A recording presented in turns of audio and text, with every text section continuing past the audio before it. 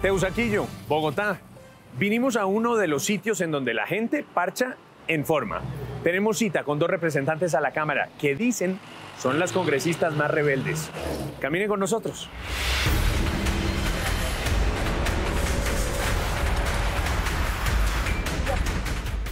Señoras congresistas, ¿cómo están ustedes? José Manuel, ¿cómo estás? Catherine. Buenos días. ¿Cómo va todo? Las veo todavía sin cafecito en la mesa. ¿No son de las adictas al café ustedes o qué? No. Me gusta más el té, la verdad. La aromática. Quiero comenzar esta entrevista preguntándoles cómo se definirían en términos políticos. ¿Son de izquierda? ¿Son de centro izquierda? Catherine. Bueno, yo tengo una lectura, es que yo creo que yo soy sensata.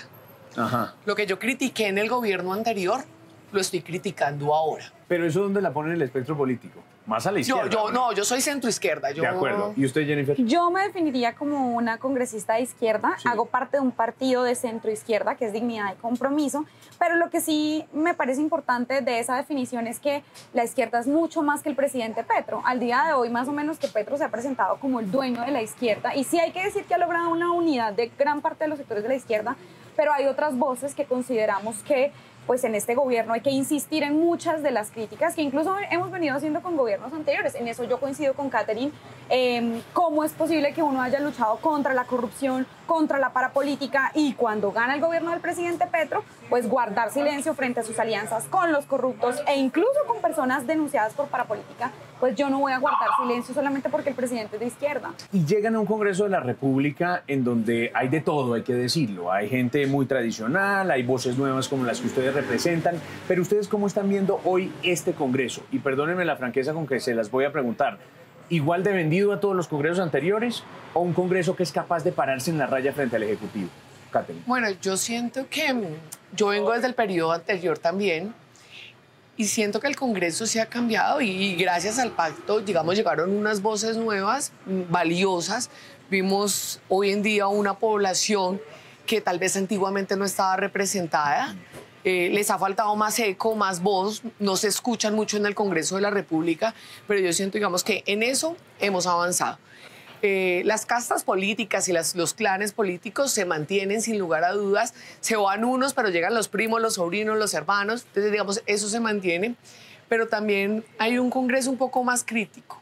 Yo tengo la fortuna de tener compañeros y compañeras tan valiosas como Juenao, como Pedraza, como Carvalho, que yo creo que son voces que le dan otra forma de relacionarse Congreso-gobierno. Y en mi caso, por ejemplo, pues que el clientelismo o esa visión transaccional del Congreso Sí. hay que transformarla. No creo que esto deba seguir siendo cuántos puestos me da y yo le voto a favor tal reforma, sino que pongamos en el centro del debate el contenido de esas reformas y lo que realmente necesita el país. Dijo reformas y por eso les quiero preguntar, pero caminen, vamos buscando un cafecito, un té y seguimos conversando, si les parece. Vamos, representantes. ¿Cómo ven ustedes la reforma a la salud? ¿Le gusta a Catherine Miranda la reforma a la salud? Yo siento que sin lugar a dudas se necesita una reforma a la salud. Yo creo que el presidente Gustavo Petro ha colocado temas en el centro de la mesa que antes no se habían tocado y que son absolutamente relevantes, como la salud, efectivamente.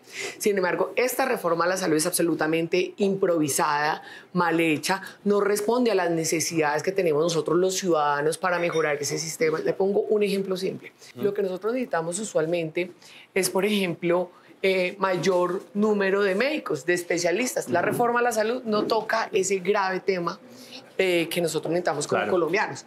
Otro de los temas, por ejemplo, y es la entrega de las balas de oxígeno. Hoy en la reforma a la salud no tenemos ni idea quién entrega las balas de oxígeno, quién va a atender enfermedades crónicas como la hipertensión, la diabetes. Estamos hablando de más de 2 millones de personas en nuestro país que tienen ese tipo de enfermedades. Entonces yo creo que hay muchísima incertidumbre frente a esta reforma, pero sí entendemos la necesidad de la misma. Jennifer, ¿y usted qué piensa de la reforma a la salud? A mí hay unos elementos de la reforma que me gustan, como por ejemplo eliminar la integración vertical. Es verdad que hay EPS que tratan con guante de seda sus propias clínicas, pero las demás, especialmente las públicas, las abandonan. Me gusta que haya un debate sobre quién va a manejar los recursos. Sin embargo, lo que yo he planteado es que para reemplazar esa infraestructura que al día de hoy cumplen las EPS, hay que ser muy rigurosos y presentar una muy buena propuesta. Eso no lo cumple hoy la reforma. Al día de hoy no está definido quién va a hacer los contratos costos del sistema de salud, la facturación del sistema de salud, Sí. y eso es un asunto, mejor dicho, que puede poner en crisis la prestación del servicio de salud. El 80% de las facturas que se van a generar no va a tener auditoría, solamente el 20% y aleatoriamente. Entonces, esto abre un foco muy grande para la corrupción. 2, el tema de la transición. Es absolutamente No se ha irresponsable. pensado sobre 2 eso, años, ¿no? no. Dos años. El artículo 48 dice 2 años. 2 años. Sí. Es irresponsable que usted cambie un sistema de 30 años simplemente en 2 años. El doctor Ocampo, en su momento, el ministro, decía que mínimo entre 7 y 10 años para hacer una adecuada transición. Hacerlo de manera tan acelerada, yo creo que va a colapsar el sistema. Vean, y decían que Ida, la ministra Corcho, iba a venir un proceso de diálogo y de apertura para sentarse a concertar una reforma de la salud. ¿Ustedes han encontrado algo de eso? El gobierno ha tenido el discurso de que como el presidente ganó las elecciones, entonces eso es un aval del pueblo colombiano a la totalidad de la reforma. Ya hablaremos de eso, a ver si ustedes me dicen si ganó o no las elecciones. A mí me parece, ese es el problema. Sí. Ese Ajá. argumento en este momento se ha devuelto, y es que pues al gobierno le fue muy mal en las elecciones Sí. regionales, entonces muchos partidos hoy dicen, bueno, si para ustedes ganar la presidencia fue un aval para que todas sus reformas pasen, pues entonces las elecciones del 29 de octubre son un contraaval y un rechazo a sus reformas. Entonces el gobierno está enfrascado en ese mismo argumento soberbio que hoy se le está devolviendo en el Congreso de la República. Yo no he encontrado, en mi caso, con mis críticas, la disposición a que estas dudas se subsanen. ¿Ustedes sí creen que el Congreso de la República va a ser capaz de parársele en la raya al gobierno nacional? ¿Que los partidos tradicionales como la U, el Conservador y sobre todo el Partido Liberal van a ser capaces de resistirse a la mermelada? Bueno, primero yo lamento profundamente que en el gobierno del cambio se mantengan las mismas prácticas tradicionales entre Congreso y gobierno, que son transacciones burocráticas. Eso no es cambio. Segundo, yo sí siento que tras los resultados del 28 de octubre, Sí, 29. Sí, 29 de octubre, hay un cambio en la percepción del congresista. Nosotros lo hemos visto de diferentes bancadas, aún en la mía, donde dicen, acá hay un mandato y hay un llamado de la ciudadanía para que se evalúe mejor las reformas. Y créeme que todos los partidos políticos están de acuerdo con que se necesita la reforma. El problema es cómo. Y yo soy de las que tengo fe en el Congreso de la República. Yo soy una mujer absolutamente institucional y siento que el Congreso de la República va a estar a la altura de lo que el país le está exigiendo. Está muy idealista, Catherine, Jennifer, porque es que la otra versión que yo oigo es, pasadas las elecciones, ya que carajo, no nos importa nada y entonces le votamos al Congreso dependiendo de la transacción, al gobierno, dependiendo de la transacción que logre uno por uno los congresistas. Pues mi percepción es que sí hay como un tire y afloje en el sentido de cuánto me da, cuánto yo le voto y además cuánto va para mi región, ¿no? Porque obviamente los congresistas tienen alcaldes y gobernadores cercanos a quienes les interesa que no les cierren el chorro de los recursos del gobierno nacional. ¿Qué es lo que pasa con eso? Que esa lógica transaccional termina dejando de último el debate real sobre cuál es el modelo de salud que necesitamos. Yo creo que ya hay unos acuerdos interesantes de la plenaria de la Cámara, como mejorar las condiciones laborales del personal de la salud, como realmente pues ser mucho más estrictos con las EPS, eso ya es un acuerdo. La atención primaria, yo creo que todos están muy de acuerdo con ese Es que punto. mire, en la atención primaria todos estamos de acuerdo. En la eliminación de la integración vertical estamos de acuerdo todos. En mejorar las condiciones laborales de, digamos, las personas que prestan el servicio de salud, en eso todos estamos de acuerdo. Estamos también de acuerdo, por ejemplo, en mejorar la infraestructura de salud de todo el país. Acá el problema es el cómo, pero el sistema está funcionando.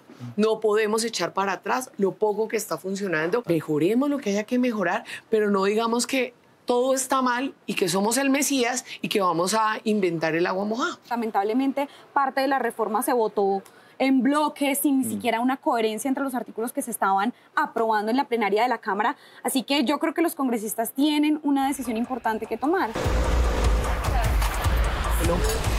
Si usted pudiera votar de nuevo por Gustavo Petro, ¿lo haría? Yo creo que votaría en blanco. O sea, no votaría otra vez por Petro. Le hago la misma pregunta que a Catherine. ¿Volvería a votar por Petro hoy? No, por un motivo claro, y es que yo creo que la gente no esperaba que el presidente llegara a reformar todo. O sea, la gente en la calle poco me dice, bueno, ¿y cuándo van a aprobar la reforma a la salud, la reforma laboral, la reforma pensional? La gente esperaba que hubiera una ruptura con la clase política tradicional. Y eso es algo que no ha habido. Cada 15 días es un nuevo escándalo de corrupción, que la plata de no sé quién, que Laura Sarabia. y eso es una desilusión muy grande para la gente. Yo tenía esa expectativa, si bien uno entiende que todos los cambios no van a pasar en 4 años, yo creo que nadie le pedía al presidente que reformara todo en 4 años porque se entiende que hay un Congreso, que hay una relación política, una correlación de fuerzas, pero esa decisión de gobernar con la clase política tradicional, de seguir en esa lógica, para mí ha sido, yo me siento muy entusada, yo le digo a mis amigos de eso, me siento entusada y no representa la transformación que yo creo que Colombia merece al día de hoy. Hoy el espacio político para las mujeres se aumentó en las elecciones regionales, en la participación, por ejemplo, que tienen en este gobierno, en el Congreso, ¿cómo lo ven? Acá no es simplemente que nos digan paridad. Acá nosotros tendríamos que hablar realmente, por ejemplo, de cómo hay una inequidad absoluta cuando usted va a pedir una donación, un préstamo a su propio partido. Los hombres tienen muchísimas veces mayores recursos que nosotros las mujeres. Acceder a los medios de comunicación. A los medios de comunicación tradicionalmente se entrevistan los hombres, más no las mujeres. Entonces, digamos, bueno, no todos, aquí estamos con dos brillantes mujeres. No, y es que estos espacios son muy bonitos por eso. Bueno, los resultados de estas elecciones, yo creo que las mujeres somos perdedoras en estas elecciones. Mira, en el Consejo de Bogotá se redujo la participación de mujeres y voces que fueron elegidas allí, pues lamentablemente no han sido muy cercanas a las causas de los derechos de las mujeres. En los casos de las gobernaciones, solamente 6 de las 32 gobernaciones quedaron en cabeza de mujeres. Solo una de las alcaldías de las principales ciudades de Colombia terminaron en cabeza de mujeres. Entonces yo creo que ahí tenemos un problema y hay que prestarle mucha atención. Pues yo quisiera, esa también ha sido una de mis grandes críticas al gobierno, que la agenda de las mujeres fuera mucho más importante. Aquí hemos tenido candidatos a embajadores denunciados en múltiples ocasiones por violencias sexuales, por violencias basadas en género, y eso no ha parecido ser un criterio importante para el gobierno. Yo creo que ese mensaje debería darse. No vamos a seguir concentrando poder político en personas que han sido denunciadas en varios casos por violencias de la mayor gravedad. Creo que nada más Holman Morris, discúlpame que lo diga así explícitamente, pero yo creo que ese es uno de los pésimos nombramientos de este gobierno, y yo esperaba que, como se decía, que el cambio era con las mujeres, por lo menos tuviera una mayor prioridad en nuestra agenda. Yo soy mamá de una niña de 8 años, yo vivo sola con mi hija. A mí todos los días me toca levantarme a las 4:30 de la mañana. Parte por gusto, parte porque, digamos, ya uno adquiere unas rutinas. A las 4 de la mañana está mandando mensajes en el grupo de WhatsApp. Mire la noticia que salió. No, perdón, yo le madrugo, más no, le trasnocho. Ok. Que me toca prácticamente dormirme con mi hija. Ajá. Pero, digamos, esa es la clara diferencia que tenemos entre hombres y mujeres. Y yo le digo sinceramente, mientras un hombre se tiene que levantar, bañarse los dientes y desayunar, a mí me toca atender la niña, que coma, que vestirla, que sacarla a la ruta. Entonces, y después irse pensando en los proyectos de ley y irse a... Y después en medio del Congreso es que hace falta leche. Claro. No, que ya pido por Rappi. Que la niña tiene un trabajo que la niñera no puede ayudar porque es de francés o de lo que sea. Ya mismo. Yo llego y déjeme en el cuaderno por fuera y yo corrijo. O sea, digamos, la carga laboral que tiene la mujer con respecto al hombre, digamos, no está considerada en este país. Vea, 2 preguntas finales de esta muy interesante charla. La primera tiene que ver un poco con el ambiente de paz, pero voy a ser muy específico. ¿Qué hay que hacer con el ELN después de todo esto que ha pasado en los últimos días, en las últimas semanas? ¿Qué debería hacer el gobierno, Jennifer? Yo creo que debería exigírseles que dejasen de violar el derecho internacional humanitario y, por supuesto, de secuestrar como una medida mínima para la mesa de negociación. Yo sí creo que hay que hacer un alto. Yo soy 100% creyente del proceso de paz. Me hice este tatuaje que dice "La vida es sagrada" cuando empezamos el proceso de paz con las FARC, porque yo creo que hay que insistir. Hay que insistir siempre en muy mocusiano eso, ¿no? Además. Sí, sí, muy mocusiano, porque yo creo que hay que insistir. Así uno se equivoque, hay que insistir en los procesos de paz. Pero uno tiene que ser muy riguroso en esto, José Manuel.